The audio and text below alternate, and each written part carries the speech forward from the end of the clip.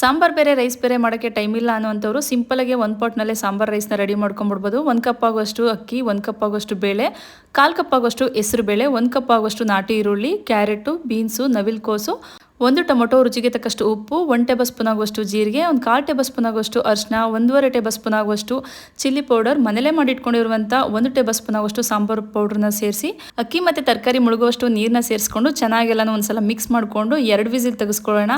ಅಷ್ಟರಲ್ಲಿ ಇದಕ್ಕೆ ಬೇಕಾಗಿರುವಂಥ ಒಂದು ಸಿಂಪಲ್ ಒಗ್ಗರಣೆನ ಸಹ ರೆಡಿ ಮಾಡ್ಕೊತಾ ಇದೀನಿ. 4 ಟೇಬಲ್ ಸ್ಪೂನ್ ಆಗುವಷ್ಟು ತುಪ್ಪ, 1 ಟೇಬಲ್ ಸ್ಪೂನ್ ಆಗುವಷ್ಟು ಆಯಿಲು, ಸಾಸಿವೆ, ಕರಿಬೇವಿನ ಸೊಪ್ಪು, ಒಣಮೆಣಸಿನಕಾಯಿ ಸೇರಿಸ್ಕೊಂಡು ಒಗ್ಗರಣೆನ ಸಹ ರೆಡಿ ಮಾಡಿಕೊಂಡೆ.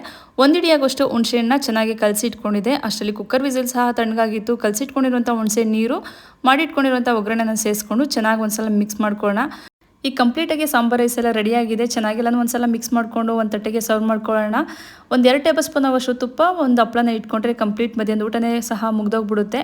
ಇನ್ನೂ ಯಾರು ನನ್ನ ಚಾನಲ್ ಸಬ್ಸ್ಕ್ರೈಬ್ ಮಾಡಿಲ್ಲ, ಪ್ಲೀಸ್ ಒಂದು ಸಬ್ಸ್ಕ್ರೈಬ್ ಮಾಡಿ ವಿಡಿಯೋ ನೋಡಿ. ವಿಡಿಯೋ ಇಷ್ಟ ಆದರೆ ಲೈಕ್ ಮಾಡೋದನ್ನು ಮರಿಬೇಡಿ.